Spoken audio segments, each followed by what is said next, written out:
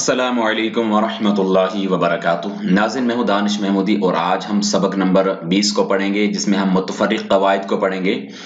متفرق یعنی بہت زیادہ قواعد ہیں، کوئی کسی طرح کا ہوگا، کوئی کسی طرح کا ہوگا، کافی سارے قواعد اس سبق کے اندر آئیں گے، اس لیے اس کا نام متفرق قواعد دیا گیا۔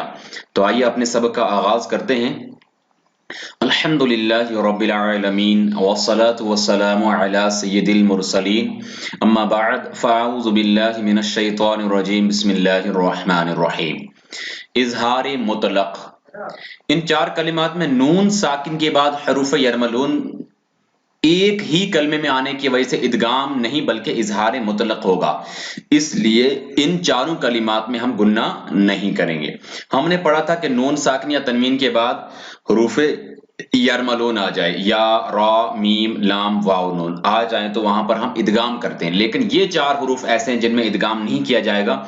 وہاں جب ادغام آ رہا تھا، سبق نمبر 14 ہے وہ، تو وہ جو ادغام والا جیسے واو ہے، جیسے یہاں پر دیکھیں، یہ میں آپ کو دکھاتا ہوں، یہاں پر دیکھیں آپ، یہ والا جو یا ہے یہ وہاں پر دوسرے کلمے کے اندر آ رہا تھا، لیکن یہاں پر یہ سیم کلمے کے اندر آ رہا ہے، تو اس لیے یہاں پر ادغام نہیں کریں گے بلکہ اظہار کریں گے۔ دنیا، بنیان، صنوان، مطلب سین ایسے نہیں کریں گے، قنوان۔ آگے لکھا ہے سکتہ، غور کریں، آواز روک کر سانس لیے بغیر آگے پڑھنے کو سکتہ کہتے ہیں۔ مطلب آواز رک جائے لیکن سانس چلتا رہے، یعنی آواز رک جائے اور سانس جاری رہے۔ ان چار کلمات میں سکتہ واجب ہے۔ سکتہ کا حکم یہ ہے کہ متحرک کو آپ ساکن کر دیں اور دو زبر والے کو ایک الف کے ساتھ بدل کر پڑھیں، تو ان کو اس طرح پڑھا جائے گا، وَقِيلَ مَنْ راقٍ۔ دیکھیں جتنا دیر میں رکا ہوں اتنی دیر سانس کو پکڑ کے رکھنا ہے، چھوڑنا نہیں ہے۔ دوبارہ پڑھتا ہوں، وَقِيلَ مَنْ راقٍ كَلَّا بَلْ رَانَ، كَلَّا بَلْ رَانَ، مطلب بیچ میں جو سکتہ لکھا ہوا ہے اس کی جگہ رکنا ہے، لیکن یہ کرنا ہے کہ آپ نے سانس نہیں توڑنا۔ مِن مَرْقَدِنَا هَذَا، مِن مَرْقَدِنَا هَذَا، عِوَجًا قَيِّمًا، عِوَجًا قَيِّمًا، اس طرح ہمیں سب کو پڑھنا ہے۔ آگے چلتے ہیں، لکھا صاد۔ قرآن پاک میں چار کلمات صاد سے لکھے جاتے ہیں اور صاد پر ایک باریک سا سین بھی لکھا ہوتا ہے۔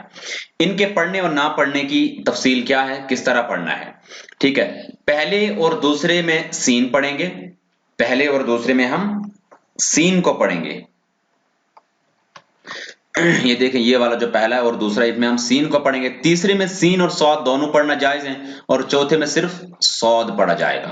غور کریں، پہلا اور دوسرا، یبسطو، سوتو نہیں پڑھنا ہے، موٹا نہیں پڑھنا صاد کو، بلکہ سین پڑھنا ہے، یبسطو، بسطتن، بسطتن، ام هم المسيطرون، ام هم المسيطرون، صاد پڑھا، اب میں سین، ام هم المسيطرون، اب سین پڑھا، اس میں صرف صاد، بمسيطر، بمسيطر۔ اب نہیں چلتے تسہیل کیا ہوتا ہے۔ تسہیل کا معنی نرمی کرنا، یعنی یہاں پر دو، قرآن پاک میں صرف ایک ہی جگہ تسہیل کرنا جو ہے واجب ہے۔ دو حمزہ اکٹھے آ رہے ہیں، ہمیں جو ہے جو اگلا حمزہ ہے اس کو ہم نے نرمی سے پڑھنا ہے۔ ہاں دیکھیں، دوسرے حمزہ کو نرمی کے ساتھ پڑھنا۔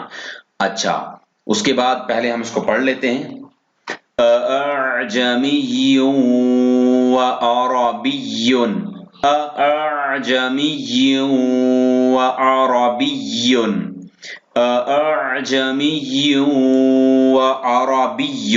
اب چلتے ہیں امالہ کیا ہوتا ہے۔ زبر کو زیر کی طرف اور الف کو یا کی طرف مائل کر کے پڑھنے کو امالہ کہتے ہیں، یعنی امالہ کی را کو اردو کے لفظ قطرے کی طرح پڑھیں گے، یعنی را کھڑا زیر ری نہیں بلکہ رے پڑھیں گے۔ دیکھیں، ہم نے جب کھڑا زبر کا سبق نمبر 8 میں پڑھا تو ہم نے پڑھا تھا را کھڑا زیر ری، جیسے با کھڑا زیر بی، لیکن واحد ایک جگہ قرآن پاک میں 12واں यहाँ देखें लिखा है 12वां पारा है सूरह हूद आयत नंबर 41 के अंदर एक लफ्ज ऐसा आता जहां पर रा खड़े से रे नहीं बल्कि रे पढ़ा जाएगा, तो इसको पढ़ेंगे मज रे हा, इसको बोलते हैं इमाला करना, सिर्फ एक लफ्ज में मज रे हा।